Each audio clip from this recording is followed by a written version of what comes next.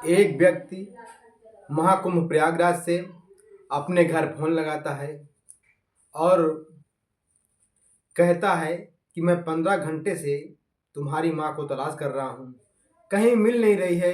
शायद भीड़ में खो गई है, भीड़ का हिस्सा बन गई है। मेरा रो रो कर बहुत बुरा हाल है।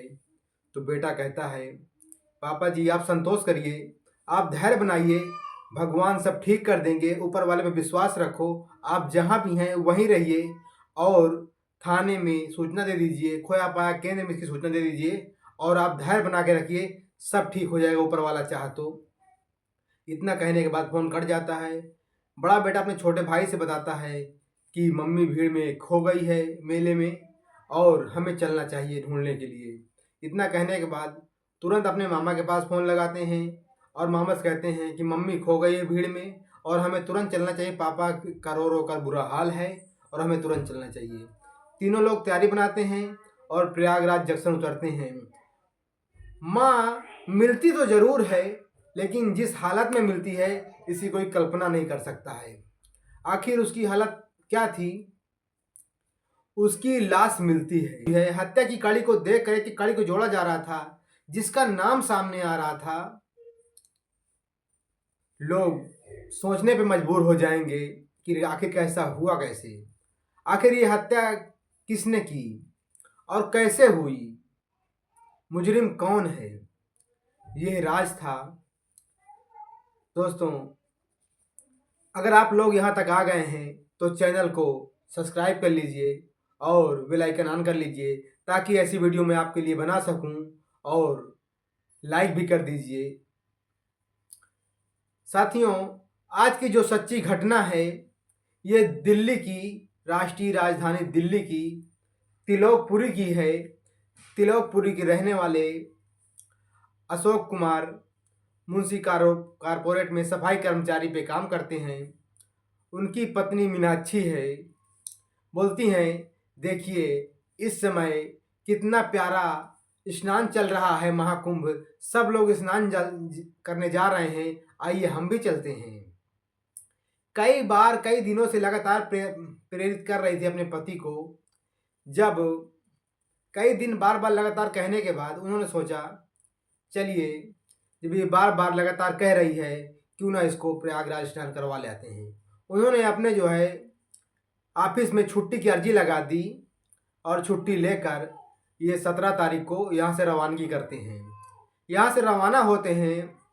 रवाना होते ही 18 को ये लोग प्रयागराज पहुँच जाते हैं। वहाँ स्नान करने के बाद जो है जब निकलते हैं तो भीड़ इतनी ज़्यादा होती है कि वो भीड़ में कहीं खो जाती है और ये जगह जगह ढूंढने का प्रयास करते हैं, लेकिन उसकी पत्नी से संपर्क नहीं हो पा रहा था। थाने पे जाते हैं, वो सूचना देते हैं, खोया पाया केंद्र पे जाते हैं, जहाँ जहाँ हो सकता है जाते हैं। जब कहीं नहीं मिलती है तो रात बीत जाती है। रात बीतने के बाद जब सुबह होती है तो ये अपने बच्चे के पास फ़ोन लगाते हैं कि बेटा तुम्हारी माँ कहीं खो गई है भीड़ में और वो मिल नहीं रही। मैं 15 घंटे से लगातार परेशान हूँ, लेकिन वो कहीं मिल नहीं रही है। मेरा रो रो कर बुरा हाल है। इतना सुनने के बाद बेटा कहता है कि पिताजी आप धैर्य रखें, ईश्वर पे भरोसा रखें, सब कुछ पहले जैसा हो जाएगा, सब कुछ ठीक ठाक हो जाएगा, हम लोग कुछ ना कुछ करते हैं। इतना कहने के बाद फ़ोन कट जाता है और बेटा तुरंत अपने छोटे भाई को बताता है कि आदर्श को बोला कि मम्मी भीड़ में कहीं खो गई है और हमें चलना चाहिए ढूंढने के लिए।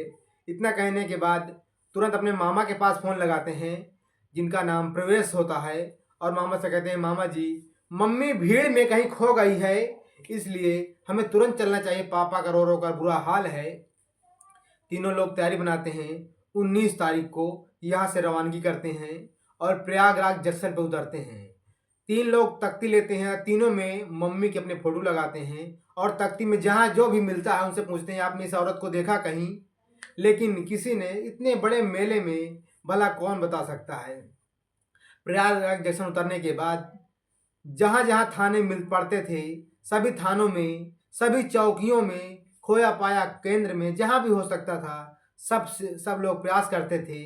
लेकिन ये भी चिंता थी कि उसका छोटा वाला भाई कहीं इस भीड़ में कहीं गुम न हो जाए, हम वैसे ही मुसीबत में फंसे हैं, अगर छोटा वाला भाई भी गुम हो जाए तब तो और बड़ी मुसीबत हो जाएगी। इसलिए तीनों संपर्क में रहकर, साथ साथ रहकर तलाश कर रहे थे। जब बहुत देर हो चुकी थी, उसके बाद सब थाने चौकियों में घूमने के बाद वो दारागंज थाने पहुंचते हैं। दारागंज थाने पहुंचने के बाद वहाँ पूछते हैं एसओ साहब से कि सर, ये हमारी मम्मी है, ये खो गई भीड़ में, मेले में, इसका अगर कोई अता पता हो तो आप बता दीजिए। सारा लिखा पढ़ी करने के बाद वो भेजते हैं कि आप झूंसी थाने चले जाइए। उनके दिमाग में एक औरत की तस्वीर घूमती है, उन्हें लगता है शायद वो औरत वही तो नहीं है। वो झूंसी थाने भेज देते हैं कि आप ये बगल में झूंसी है, वहाँ पता कर लीजिए, शायद मिल जाए। ये लोग झूंसी थाने के लिए रवाना होते हैं और वहाँ पहुँचने के बाद एसओ का इंतज़ार करते हैं। जो थाना अध्यक्ष होता है उनका इंतज़ार करते हैं। उनके आने के बाद जो है अपनी पूरी जो है वाकया बताते हैं कि हमारी मम्मी भीड़ में कहीं खो गई है और मिल नहीं रही है, हम लगातार प्रयास कर रहे हैं, हमारी मदद कीजिए। इतना कहने के बाद सारा अपना बायोडाटा वहाँ पे देते हैं। लेकिन उस एसएचओ साहब के साहब थाना अध्यक्ष के दिमाग में एक तस्वीर घूम रही थी। तस्वीर वो थी कि एक औरत झूसी थाने का एक इलाका है आज़ाद नगर। आज़ाद नगर की एक बस्ती है केवट बस्ती। केवट बस्ती में एक लॉज होता है और वहाँ लॉज में दो लोग किराए पे रहते हैं। एक मोहन नाम का व्यक्ति सुबह सुबह बाथरूम जाता है और बाथरूम जैसे ही खोलता है तो वहाँ एक औरत की चाकुओं से गोद कर किसी ने हत्या कर दी थी। जैसे वो दरवाज़ा खोलता है तो उसे लाश दिखाई देता है, वो तुरंत चिल्लाता है और बगल में एक सिपाही भी रहता है, वो तुरंत दौड़ के आते हैं। देखते हैं तो एक लाश मिलती है। लाश मिलने के बाद जो है सब लोग चिल्लाते हैं, सारी भीड़ इकट्ठा हो जाती है।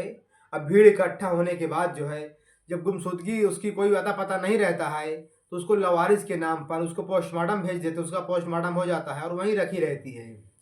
तो उस दरोगा जी के दिमाग में वही स्टोरी चल रही थी। उन्होंने शेयर किया कि आप सीधे पोस्ट हाउस जाइए, शायद वहाँ कुछ सुराग मिल जाएगा, आप जाइए। वहाँ से वो तीनों लोग जो है पोस्टमार्टम के लिए रवाना होते हैं। वहाँ जैसे ही पहुँचते हैं बताते हैं इधर ये लाशें इतनी गुमशुदगी हैं, इनकी अता पता कोई नहीं, आप देख लीजिए इनमें से कोई। जब वो अंदर प्रवेश करते हैं देखते ही साड़ी तीनों चीखने चिल्लाने लगते हैं। चीखने चिल्लाने के बाद फिर एसएचओ साहब पास आते हैं, थानाध्यक्ष के पास आते हैं और बताते हैं कि ये हमारी मम्मी है, ये कैसे हुआ, किसने किया, कहाँ ऐसे हुआ।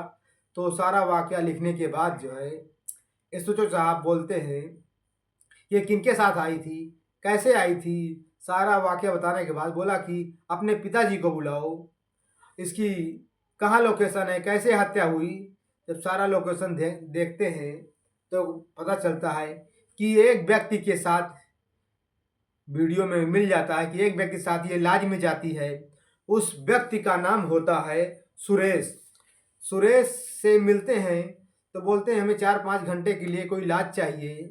तो बताता कि जी हाँ, एक व्यक्ति हमको मिला था, वो हमसे कमरा पूछ रहा था तो हमने बताया था उसको कमरे में, कमरा ले जाकर दिखाया था और ये वही लोग रुके थे। लेकिन इनके पास इन्होंने कुछ आरडी वारडी नहीं दिया था। बोला 4-5 घंटे तो ये हमें रुकना है, आरडी का क्या करोगे। तो ये वहाँ आरडी नहीं दिए थे, यहाँ आया था, रुका था।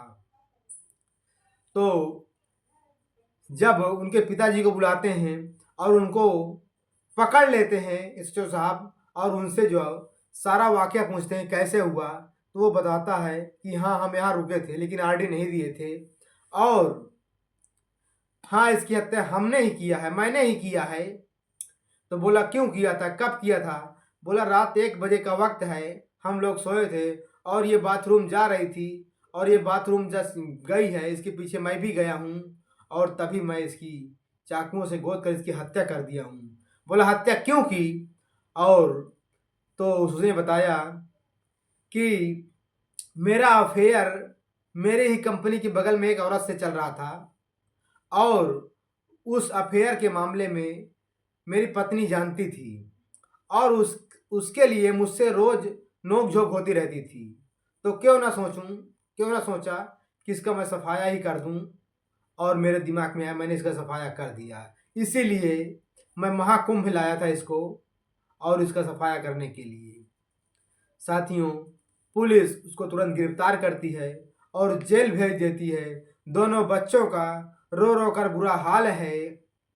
साथियों, प्यार के चक्कर में अपना घर परिवार बर्बाद कर दिया और न प्यार मिला न घर बार मिला, सब बेघर हो गया। साथियों, इसलिए आप लोग, घर परिवार से बढ़कर दुनिया में कुछ नहीं है। आप लोगों का परिवार ही सब कुछ है। दुनिया में अगर आपका साथ देने वाली पत्नी है तो समझ लीजिए आप बहुत सुखी हैं। उससे बड़ा सुख कुछ नहीं है। परिवार से बड़ा सुखी को कोई नहीं है। ये कहानी का मकसद हमें किसी को ठोस पहुंचाना नहीं है, बल्कि आपको जागरूक करना है कि आप किसी के चक्कर में, किसी के बहकावे में ना पड़ें और अपना घर परिवार अगर बसाए हैं तो उसकी रक्षा करना भी आपका कर्तव्य है। और अब सब उनकी मिलकर अपने परिवार की रक्षा करें। कहानी अच्छी लगी है तो लाइक शेयर ज़रूर करें। धन्यवाद। कमेंट में हमें ज़रूर बताएं ये कहानी कैसी लगी। नमस्ते, जय हिंद।